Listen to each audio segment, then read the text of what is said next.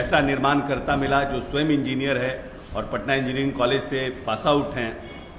और engineers day के दिन जो हम पार्टी के लोग हैं वो अपने आप को गौरवान्वित महसूस करते हैं कि एक पढ़े लिखे जिनके पास एक विजन है और उन्होंने 15 वर्षों तक इस प्रदेश के निर्माण में अपनी महती भूमिका का निर्वहन किया है। पूरा हमारे पास जो मूलभूत हमारी संरचनाएं थी पहले 2005 में, जिन परिस्थितियों में माननीय नेता को प्रदेश मिला था, और इस 15 वर्षों में कैसे इस प्रदेश का इन्होंने निर्माण किया और इस प्रदेश को आगे बढ़ाने का काम किया, कैसे उन्होंने नए बिहार का सपना देखा, किन विषम परिस्थितियों में जो जातीय संघर्ष में बिहार पड़ा था, जो बिहार यहाँ पर धार्मिक दंगों में पड़ा था, कैसे बिहार अपहरण और जो रंगदारी के उद्योग में पड़ा था, वैसे बिहार इनको 2005 में मिला।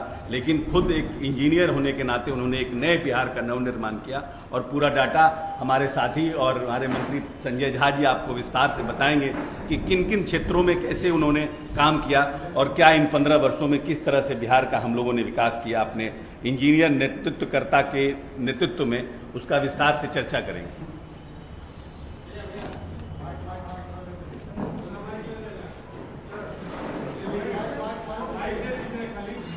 माइक दे दीजिए।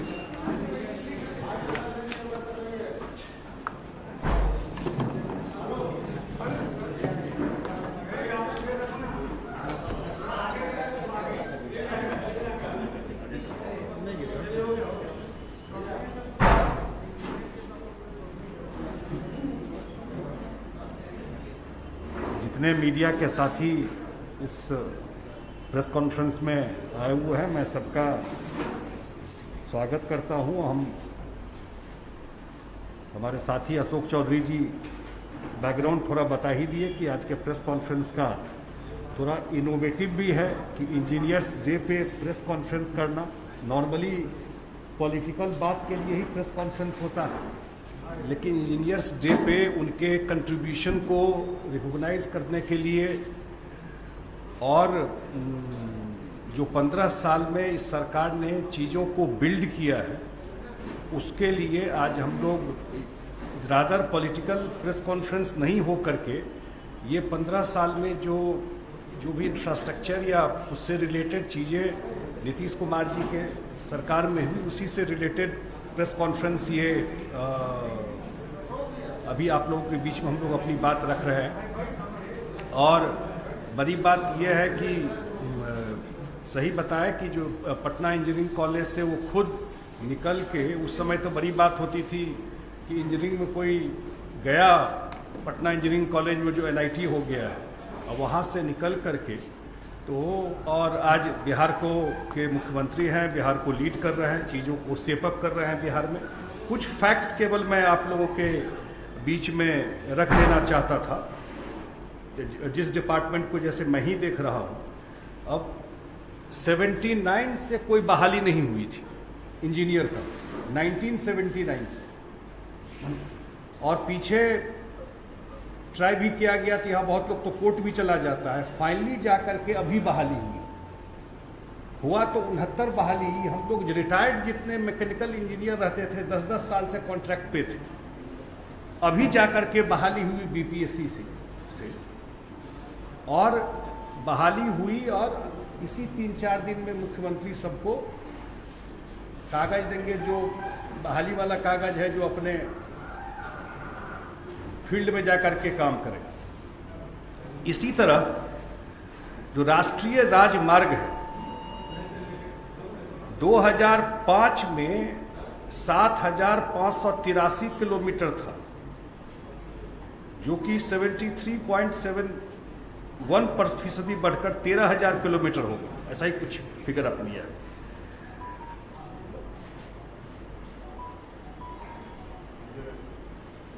हाँ, वही ग्रामीण सड़क जो है 2005 तक 835 किलोमीटर था, वो अब हो गया है 96,500 किलोमीटर।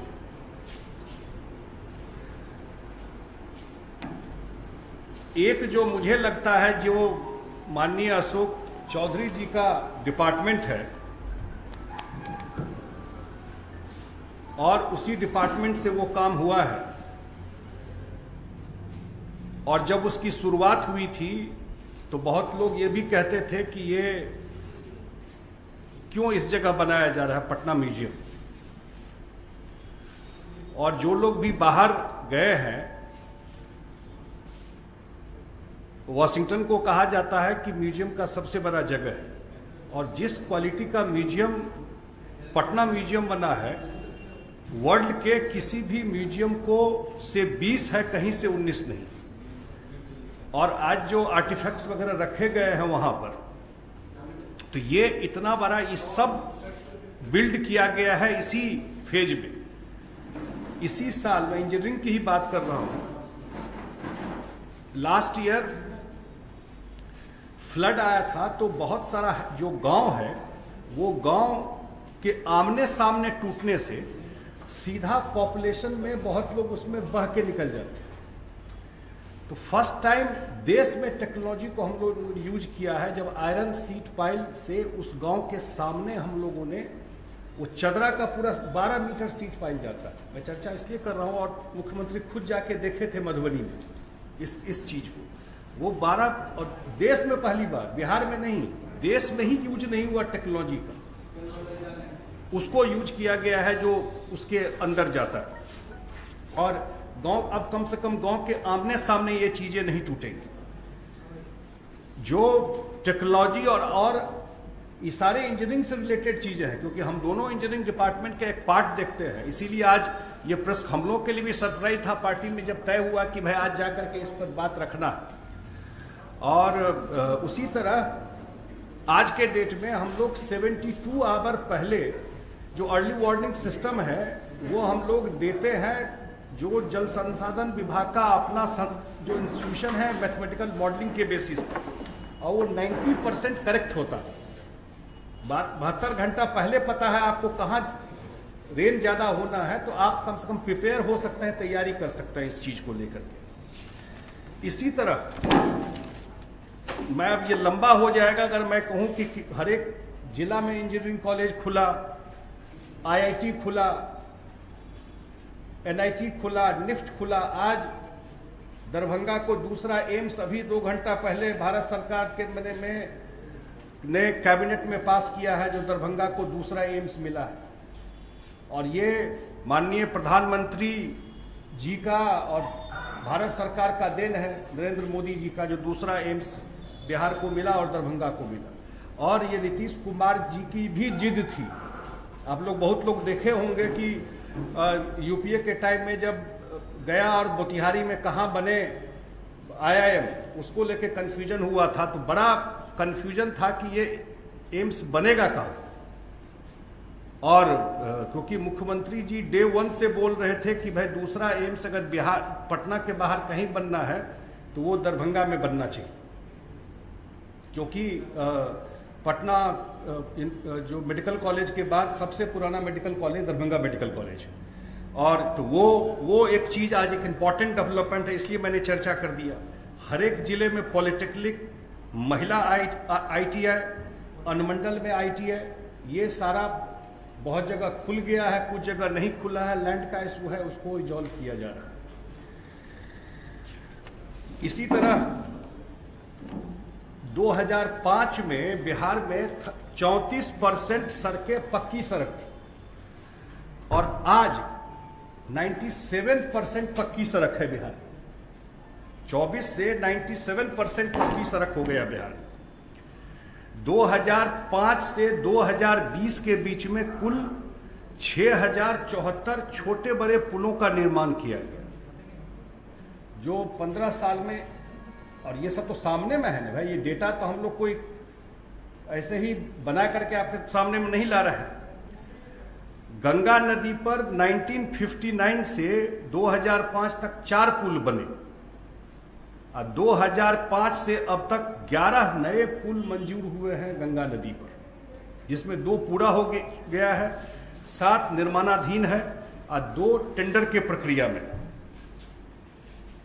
उसी तरह कोसी नदी पर 62 से 2005 तक मात्र 3 पुल था, और 2005 के बाद 6 नए पुलों की मंजूरी मिली है, जिनमें 3 पूर्ण हो गया है, एक निर्माणाधीन है, 2 टेंडर प्रोसेस में।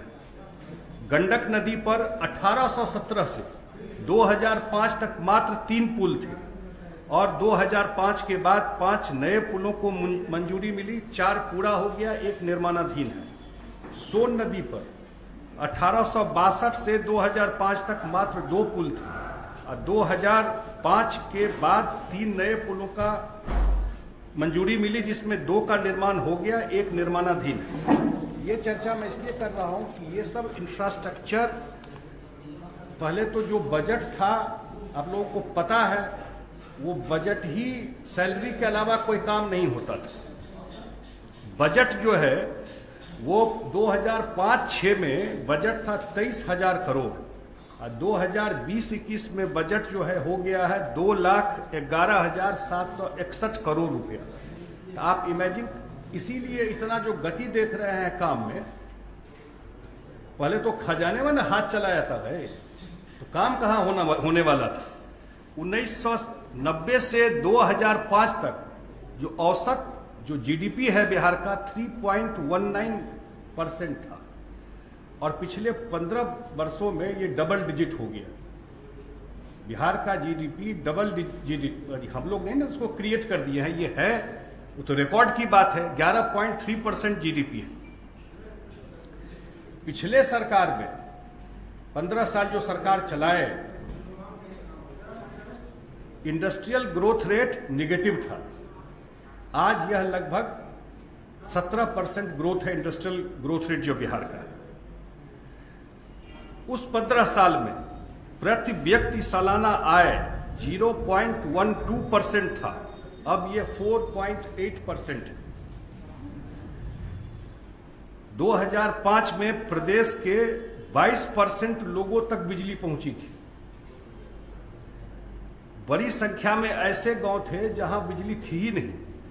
2018 में 100% लोगों के घर में बिजली पहुंच गई।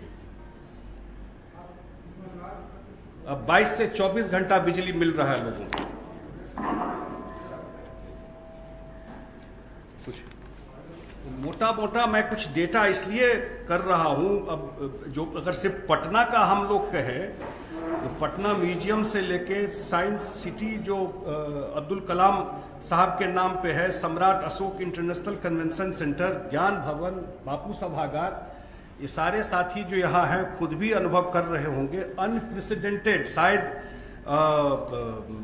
देश के इतिहास में इस 15 साल में इंफ्रास्ट्रक्चर में जो काम, और ये आपको पता है, जो आप लोग जानते हैं कि जब बिजली, सड़क, पानी, आज भी मुझे याद है जब मध्य प्रदेश का एक चुनाव हुआ था, दिग्विजय सिंह मुख्यमंत्री थे वहां पर और उस साल सत्ता बदली थी, बिजली, सड़क, पानी पे पूरा चुनाव हुआ था। अब बहुत फोटो दिखाया था मध्य प्रदेश में क्या रोड है।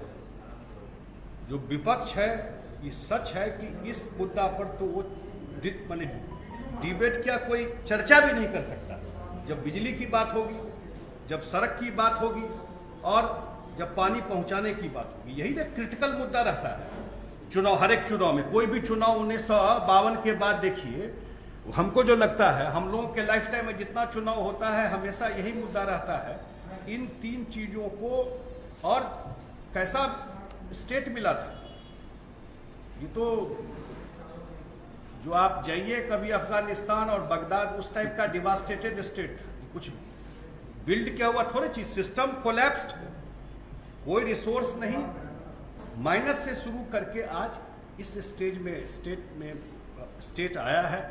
मैं सिर्फ आप साथियों से इसलिए चर्चा ये कर रहा था कि आज अगर प्रधानमंत्री जी बोल रहे हैं कि जो 2022 में या 24-23 में हर एक घर पाइप वाटर पहुंचेगा, बिहार 2020 में ही हर एक घर में पाइप वाटर पहुंचा देगा। 2000 ये तो अभी ना स्कीम आया 18 में, हर घर नल का जल, और बिहार सरकार 2016 से भी इस पे काम कर रही थी। तो ये अनप्रेसिडेंटेड कुछ सेक्टर में काम हुआ है और डेफिनेटली जो 15 साल में ये जो सिस्टम बिल्ड हुआ है, तो अगला जंप अगर जब बिहार मारेगा तो अगला जंप बिहार में